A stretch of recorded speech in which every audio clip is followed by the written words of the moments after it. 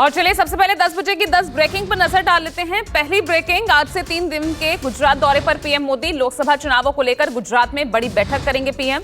लोकसभा चुनाव की रणनीति तैयारियों पर बीजेपी नेताओं के साथ ये बैठक होगी। वाइब्रेंट गुजरात के कार्यक्रमों में भी शिरकत करेंगे पीएम। साथ ही आपको बता दें, मुख्यमंत्री भूपेंद्र पटेल, प्रदेश अध्यक्ष सीआर पाटिल समेत राज्य के कई वरिष्ठ बीजेपी नेताओं के साथ भी पीएम की बैठक होगी। लोकसभा चुनाव की तैयारियों की समीक्षा करेंगे।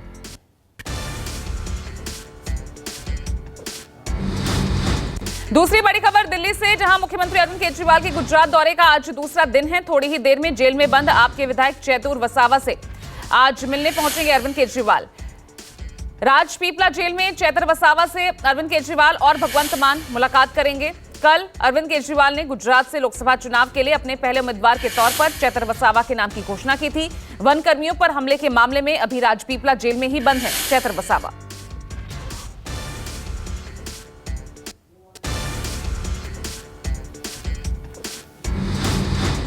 तीसरी बड़ी खबर, इंडिया गठबंधन पर सीट शेयरिंग को लेकर कांग्रेस का मंथन जारी है। आज आम आदमी पार्टी के साथ बैठक होगी। दिल्ली और पंजाब में सीट शेयरिंग को लेकर बातचीत होगी। आपको बता दें कि कल बिहार में सीट शेयरिंग पर आरजेडी से चर्चा हुई थी। सूत्रों के हवाले से खबर यह है कि बिहार में 17 सीटें आरजेडी, 17 सीटें जेडीयू, 4 सीटें कांग्रेस को और 2 सीटें अन्य वामपंथी दलों को दी जा सकती है। सीट शेयरिंग को लेकर बैठक मुकुल वासनिक के घर पर हो रही है।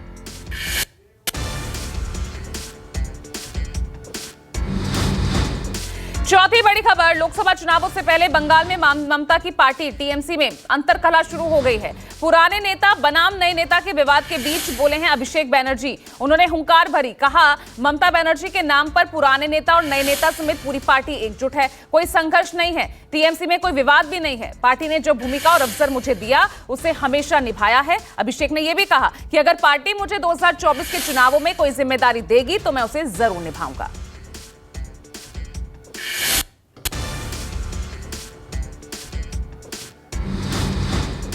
पांचवी बड़ी खबर, राजस्थान के करणपुर सीट पर मतगणना शुरू हो गई है। श्री गंगानगर के भीमराव अंबेडकर सरकारी कॉलेज में 17 काउंटर्स पर गिनती जारी है।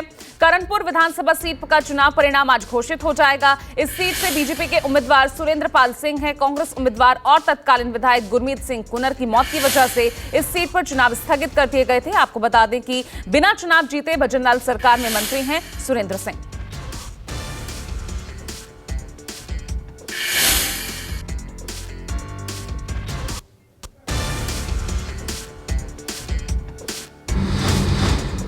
छठी बड़ी खबर, पुरानी पेंशन स्कीम बहाली को लेकर केंद्र और राज्य कर्मचारियों की हड़ताल। आज से 3 दिन की भूख हड़ताल पर रहेंगे कर्मचारी।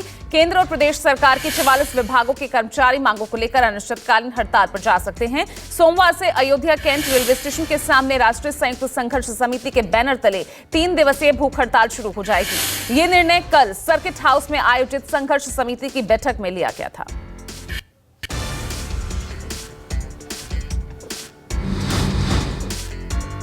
सातवीं बड़ी खबर, आज 3 दिन के ब्रिटेन के दौरे पर जाएंगे रक्षा मंत्री राजनाथ सिंह। 22 साल बाद किसी भारतीय रक्षा मंत्री का यह ब्रिटेन दौरा होगा। द्विपक्षीय सैन्य सहयोग और डिफेंस टेक्नोलॉजी की साझेदारी पर चर्चा होगी।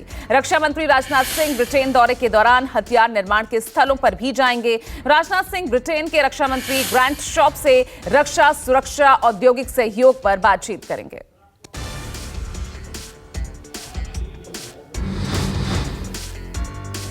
आठवीं बड़ी खबर, लक्षद्वीप में पर्यटन के मुद्दे पर भारत और मालदीव के बीच टकराव के बाद अब मालदीव ने अपने मंत्रियों पर कार्रवाई की है। पीएम मोदी के खिलाफ टिप्पणी के बाद मालदीव में 3 मंत्रियों को सस्पेंड किया गया।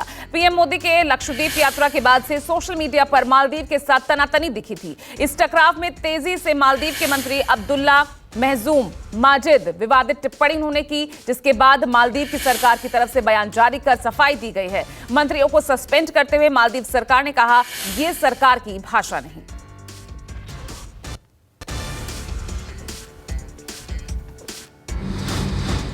9वीं ब्रेकिंग, बांग्लादेश के आम चुनाव में सत्तारूढ़ अवामी लीग की बड़ी जीत, 298 में से 224 सीटों पर जीत हासिल की है और शेख हसीना का 5वीं बार प्रधानमंत्री बनना लगभग तय हो गया है। हिंसा के बाद कल बांग्लादेश में वोटिंग की गई थी। आम चुनाव में प्रधानमंत्री और अवामी लीग की प्रमुख शेख हसीना ने गोपालगंज 3 संसदीय सीट से शानदार जीत दर्ज की है। प्रधानमंत्री हसीना लगातार चौथा कार्यकाल हासिल करने वाली हैं और उनका अब तक का ये 5वां कार्यकाल होगा। हसीना 2009 से बांग्लादेश में लगातार शासन कर रहे हैं।